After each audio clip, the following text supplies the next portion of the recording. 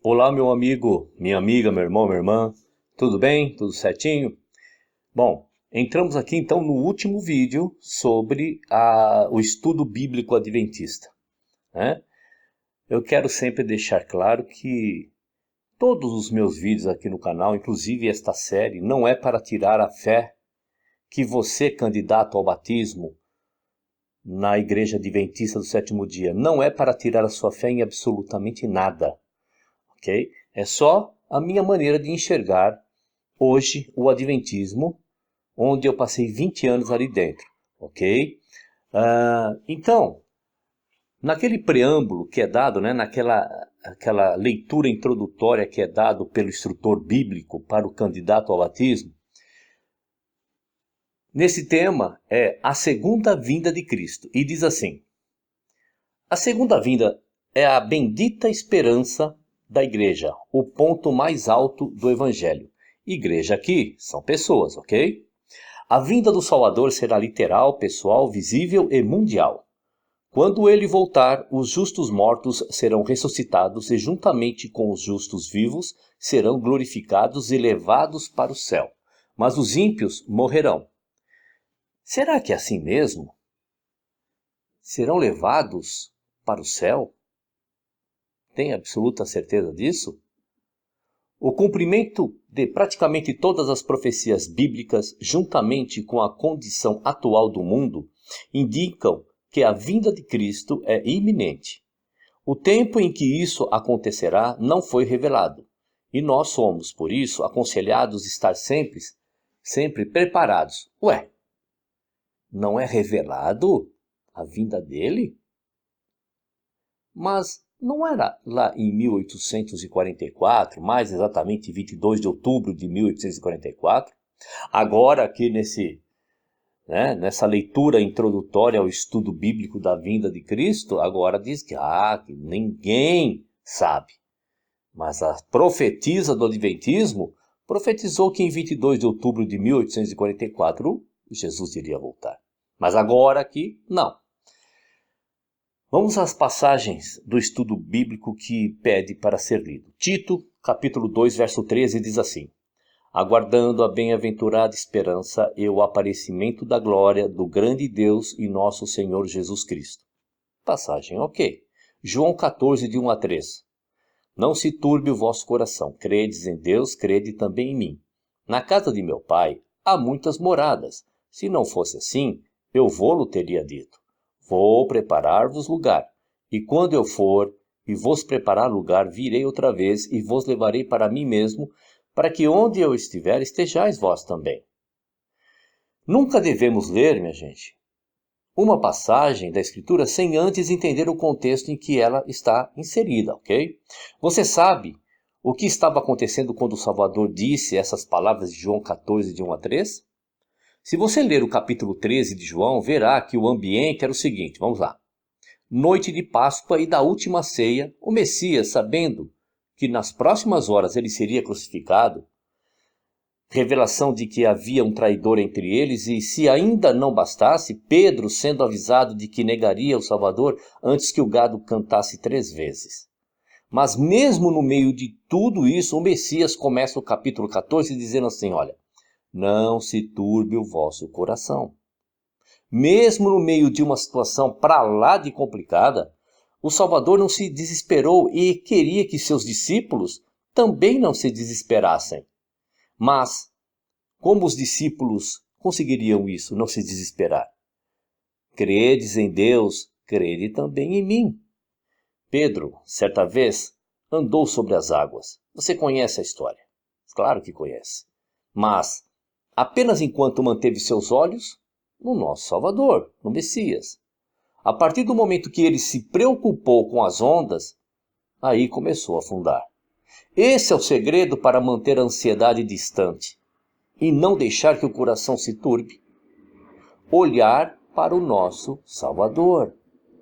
E ele, nesta passagem, faz uma promessa muito interessante. Ele disse que iria preparar um lugar para nós na casa do Pai. E esta não é uma casa pequena e apertada. Mas, para termos acesso a este lugar exclusivo na casa do Pai, Não como hóspedes, mas como filhos, havia necessidade do mestre preparar o lugar. Mas afinal, o que seria essa preparação? Muitos pensam que o versículo se refere à segunda vinda do mestre, quando ele vai voltar. Portanto, até lá, ele está o quê? Preparando esse lugar. Mas o texto não trata da segunda vinda de Jesus. Preste atenção, meu amigo. Ele trata de uma preparação que já está completa. Antes da preparação do Salvador, não tínhamos acesso à casa do Pai. Quer confirmar isso? Romanos, capítulo 3, verso 23, diz assim: porque todos pecaram e destituídos estão da glória de Deus.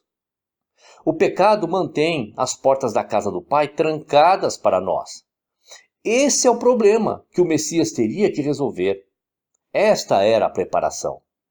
O que estava para acontecer naquela noite era a preparação que o Mestre precisava fazer. A morte e ressurreição do Salvador nos capacitariam a ter acesso à casa do Pai.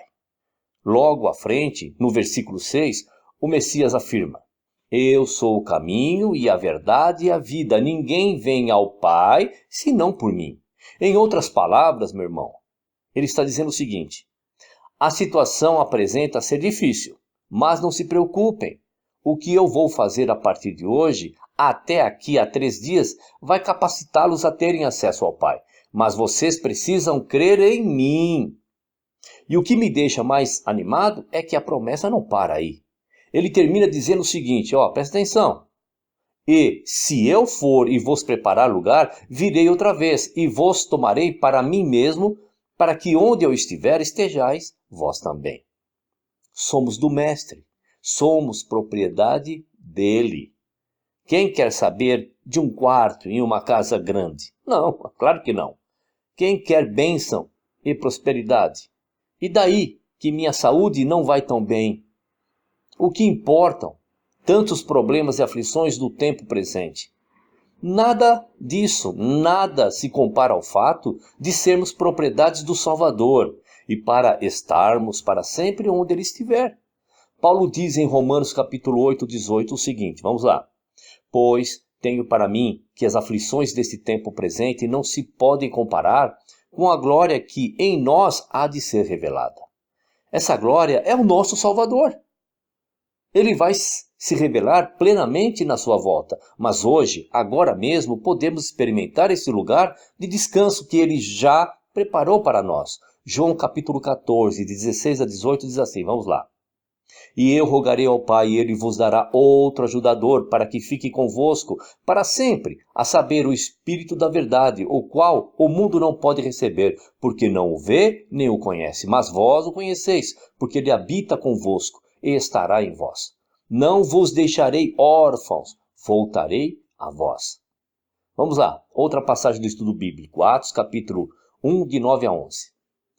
E quando dizia isto, vendo-o eles, foi elevado às alturas e uma nuvem o recebeu, ocultando-o a seus olhos. E estando com os olhos fitos no céu, enquanto ele subia, eis que junto deles se puseram 2 homens vestidos de branco, os quais lhe disseram, homens galileus, por que estáis olhando para o céu? Esse Jesus que dentre vós foi recebido em cima no céu, há de vir assim como para o céu o viste vir.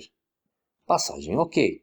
Vamos lá, 1 Tessalonicenses, capítulo 4, de 16 a 17, também diz assim, vamos lá. Porque o mesmo Senhor descerá do céu com alarido e com voz de arcanjo e com a trombeta de Deus, e os que morrerem em Cristo ressuscitarão primeiro. Depois nós, os que ficarmos vivos, seremos arrebatados, juntamente com eles nas nuvens, a encontrar o Senhor nos ares, e assim estaremos sempre com o Senhor. Estes, após o arrebatamento, ou seja, o ajuntamento nas nuvens para o encontro ou recepção do nosso Mestre, lá nos ares, irão se assentar com o Messias em seu trono, isto é, irão reinar com o Mestre como reis e sacerdotes sobre a terra durante o milênio. Os santos governarão o restante das nações, sobreviventes à grande batalha final, que se dará na vinda do Salvador, conforme Apocalipse 3, 21, 2, 26, 5, de 9 a 10 e 20, versículo 6. Salmos, capítulo 115, verso 16, diz assim, os céus são os céus do Senhor, mas a terra a deu aos filhos dos homens. Daniel capítulo 7, 18 e verso 27. Mas os santos do Altíssimo receberão o reino, e o possuirão para todo o sempre, e de eternidade em eternidade. E o reino, e o domínio, e a majestade dos reinos debaixo de todo o céu serão dados ao povo dos santos do Altíssimo. O seu reino será um reino eterno, e todos os domínios o servirão e lhe obedecerão. Isaías 24, 6 diz assim: Por isso a maldição tem consumido a terra, e os que habitam nela são desolados, por isso são queimados os moradores da terra, e poucos homens restarão. João capítulo 8, verso 23. E dizia-lhes: Vós sois de baixo, eu sou de cima, vós sois deste mundo, eu não sou deste mundo. Vocês compreenderam essas passagens, o que quer dizer? Que nós vamos herdar a terra, nós somos daqui. Essa coisa de ir morar no céu, um segundo, um minuto, uma hora, um dia, uma semana, um mês, um ano, um século, um milênio, não existe base bíblica. Compreende? Vamos lá, continuando as passagens do estudo bíblico. 1 Coríntios capítulo 15, de 51 a 54, diz assim: Eis aqui vos digo um mistério. Na verdade, nem todos dormiremos, mas todos seremos transformados num momento, num abrir e fechar de olhos ante a última trombeta, porque a trombeta soará e os mortos ressuscitarão incorruptíveis, e nós seremos transformados. Porque convém que isto que é corruptível se revista da incorruptibilidade, e isto que é mortal se revista da imortalidade. E quando isto que é corruptível se revestir da incorruptibilidade e isto que é mortal se revestir da imortalidade, então cumprir-se-á a palavra que está escrita: tragada foi a morte na vitória. Ok, passagem ok que eles pedem para a gente ler. Vamos lá, outra passagem do estudo bíblico, diz assim, 2 Tessalonicenses capítulo 2, 8. E então será revelado o iníquo, a quem o Senhor desfará pelo assopro da sua boca e aniquilará pelo esplendor da sua vinda. Mais uma vez, uma passagem ok. Outra passagem que eles pedem para ler. 2 Timóteo capítulo 3, dos versos de 1 a 5. Sabe, porém, isto, que nos últimos dias sobrevirão tempos trabalhosos, porque haverá homens amantes de si mesmos, avarentos, presunçosos, soberbos, blasfemos, desobedientes a pais e mães, ingratos, profanos, sem afeto natural, irreconciliáveis, caluniadores, incontinentes, cruéis, sem amor para com os bons, traidores, obstinados, orgulhosos, mais amigos dos deleites do que amigos de Deus, tendo aparência de piedade, mas negando a eficácia dela. Destes, afasta-te. Mais uma passagem que não há problema nenhum, é uma verdade, né? E ok. Vamos lá, outra passagem do estudo bíblico. Diz assim, Joel capítulo 3, de 9 a 16. Vamos lá. Proclamai isto entre os gentios, preparai a guerra, suscitai os fortes, cheguem-se, subam todos os homens de guerra. E por aí vai. Você continua lendo aí na sua casa, né? E vê se esta passagem tão longa que pede para a gente ler acrescenta alguma coisa sobre a volta de Cristo, tá certo? Não vou ler tudo aqui para não ficar muito extenso. Passagem ainda do estudo bíblico, Hebreus capítulo 9, verso 28, diz assim: Assim também Cristo, oferecendo-se uma vez para tirar os pecados de muitos, aparecerá segunda vez, sem pecado, aos que o esperam para a salvação. Ok? Tá tudo certo. Então a gente vê que neste assunto da segunda vinda de Cristo tem alguma coisa a ser arrumada, mas num contexto geral, tudo bem. Vamos lá. Morte e ressurreição. Este é um tema muito importante sobre o que vai ser dito aqui. Não digo que é algum mistério, nada, tá certo? Mas é bom você prestar muita atenção. E no preâmbulo, né, na leitura introdutória sobre esse assunto, diz assim: O salário do pecado é a morte, mas Deus, que é imortal, concederá vida eterna aos seus redimidos. Até esse dia, a morte é um estado de inconsciência para todas as pessoas. Quando Cristo, que é a nossa vida, voltar, os justos ressuscitados e os justos vivos serão glorificados e serão levados ao encontro do Senhor. A segunda ressurreição, a ressurreição dos injustos, terá lugar 1000 anos depois. Até aquele dia, a morte é um estado inconsciente para todas as pessoas. Ok, sobre esta abertura. Quando eu pedi atenção para você, é para você perceber que muito do que é dito dentro da religião, e agora em particular do adventismo, e quando eu falo religião, entenda-se denominações, tem muita coisa que está correto. Sim, não tenha sombra de dúvida. Mas se você pegar um copo de água cristalino, pegar e pingar uma gota de veneno, já comprometeu todo o copo d'água. Tá certo? Vamos lá. O milênio e o fim do pecado. Então, na introdução diz assim: o milênio é um reinado de 1000 anos de Cristo com os seus santos no céu, entre a primeira e a segunda ressurreições. Durante este tempo, os ímpios mortos serão julgados. A terra estará desolada e vazia, sem habitantes vivos, mas ocupada por Satanás e os seus anjos. No final, Cristo com os seus santos e a cidade santa descerão do céu para a terra. Os injustos mortos serão então ressuscitados e com Satanás e os seus anjos rodearão a cidade, mas descerá fogo de Deus e os consumirá a todos e purificará a terra. O universo será assim liberto do pecado e dos pecadores para todo sempre.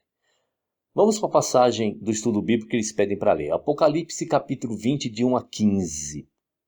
E vi descer do céu um anjo que tinha a chave do abismo e uma grande cadeia na sua mão, e por aí vai. Leia você aí na sua casa tudo que eles pedem para ler e veja, né, que diferença faria dentro da introdução desse estudo, certo?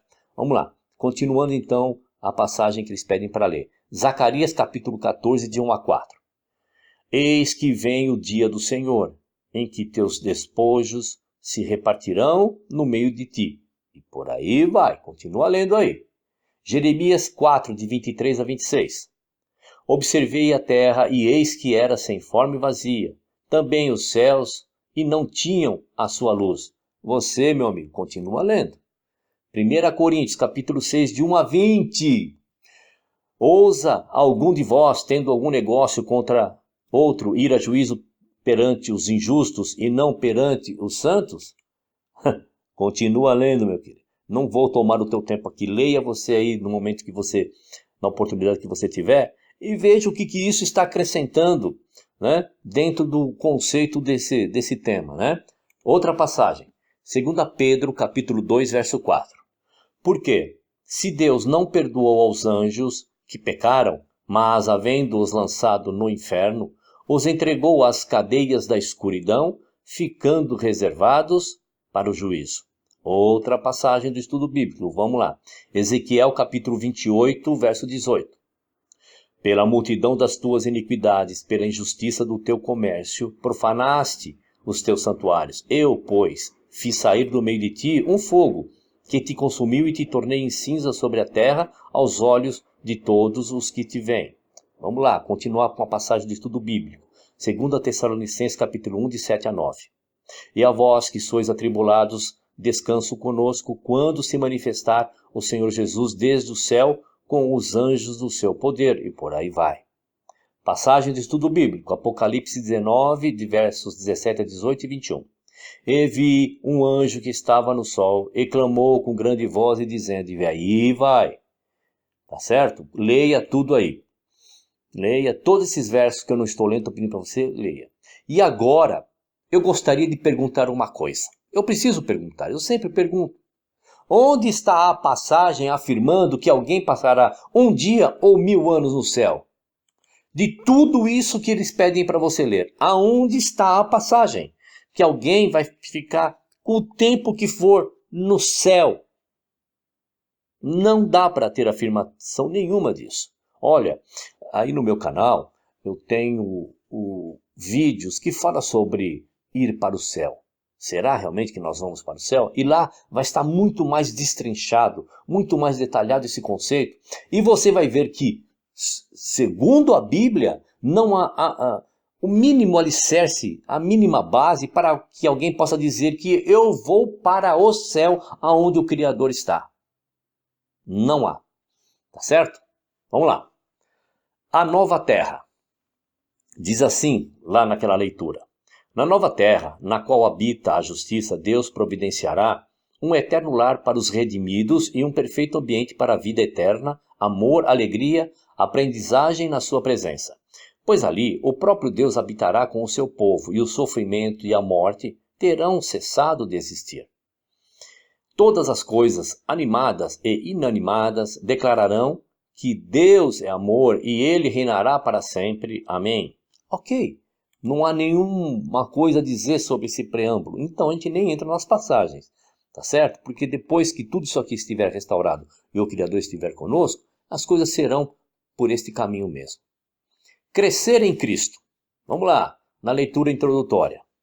Pela sua morte na cruz, Jesus venceu as forças do mal. Ele, que subjugou os espíritos demoníacos durante o seu ministério terrestre, quebrou o seu poder e possibilitou a sua condenação final. Mateus capítulo 17, de 14 a 18, diz assim: Quando chegaram a multidão, aproximou-se de Jesus um homem que, ajoelhando-se diante dele, disse: Senhor, tem compaixão do meu filho, porque ele é epilético e sofre muito, pois muitas vezes cai no fogo e muitas vezes na água. Eu o trouxe aos teus discípulos e não o puderam curar. E Jesus respondendo disse: Ó geração incrédula e perversa, até quando estarei convosco? Até quando vos sofrerei? Trazei-mo aqui. Então Jesus repreendeu ao demônio, o qual saiu do menino, que desde aquela hora ficou curado. A vitória de Jesus dá-nos poder sobre as forças do mal que ainda procuram controlar-nos enquanto com ele caminhamos em paz, alegria e certeza do seu amor. Vamos lá. Romanos capítulo 7, versos 18 a 20, diz assim: Porque eu sei que em mim, isto é, na minha carne, não habita bem algum. Com efeito, o querer, o bem-estar em mim, mas o efetuá-lo não está. Pois não faço o bem que quero, mas o mal que não quero, esse pratico. Ora, se eu faço o que não quero, já o não faço eu, mas o pecado que em mim habita. Vocês perceberam o que Paulo está dizendo aí? Que o que habita nele não é nenhum demônio. É a tendência de fazer aquilo que o egoísmo faz com que o homem faça. Ficou faça, meio redundante aí, né? Mas é isso aí. Vamos lá, continuando, diz assim: Agora, o Espírito Santo habita em nós e concede-nos poder. Continuamente entregues a Jesus como nosso Salvador e Senhor, somos libertos do fardo dos nossos atos passados. Não mais vivemos na escuridão, com medo dos poderes do mal. Bom, já sabemos, nessa altura aqui dos meus vídeos, você que frequenta o meu canal, o que é esse mal. Esse mal é a tendência do ser humano fazer o que não é legal, e não uma entidade externa, tá certo? Continuando. Na ignorância e com falta de sentido do nosso antigo modo de viver. Nesta nova liberdade em Jesus, somos chamados a crescer à semelhança do seu caráter, comungando com ele diariamente em oração, alimentando-nos da sua palavra. Detalhe, sua palavra você também já sabe quem é, né? Alimentando-nos do quê? Das orientações do nosso Salvador. Apocalipse capítulo 19, de versos de 11 a 13, diz assim, vamos lá. E vi o céu aberto e eis um cavalo branco e o que estava sentado sobre ele chama-se Fiel e Verdadeiro e julga e peleja com justiça. E os seus olhos eram como chama de fogo e sobre a sua cabeça havia muitos diademas e tinha um nome escrito que ninguém sabia senão ele mesmo. E estava vestido de veste tingida e em sangue. E o nome pelo qual se chama é a palavra de Deus. Olha quem é a palavra. De quem está se dizendo aqui? De Jesus. Meditando nela e na sua providência, cantando-lhe louvores, pergunta, onde está a passagem nas Escrituras que o Criador, né, e o nosso Salvador pedindo para que se cantasse louvores para ele, certo? Continuando, reunindo-nos em adoração. Vamos lá, João capítulo 5, verso 41. Eu não recebo glória da parte dos homens. Não adianta a gente querer dar esse tipo de manifestação ao nosso Salvador, porque ele mesmo disse que ele não aceita. Mateus 25, 40 diz assim, o rei responderá, em verdade vos digo que quantas vezes o fizestes a um destes meus irmãos mais pequeninos, a mim o fizeste. O que está querendo dizer aqui? Você quer fazer alguma coisa para o Criador e para o nosso Salvador? Faça ao seu semelhante necessitado. Continuando. E participando na missão da igreja. Quando nos entregamos com amor ao serviço daqueles que estão ao nosso redor e testemunhamos da sua salvação, a sua presença constante estará conosco através do Espírito, transformando cada momento e cada atividade numa experiência espiritual. Pois bem, acabamos aqui então de fornecer a você, candidato ao estudo bíblico adventista, ou você que já é batizado, a minha visão em relação ao estudo bíblico adventista. Ok? Encerramos aqui, então, essa série de entendimento e espero que você possa aproveitar e possa, acima de tudo, compartilhar com alguém se você achar que isso seja conveniente. Tá certo? Um abraço e até o próximo vídeo.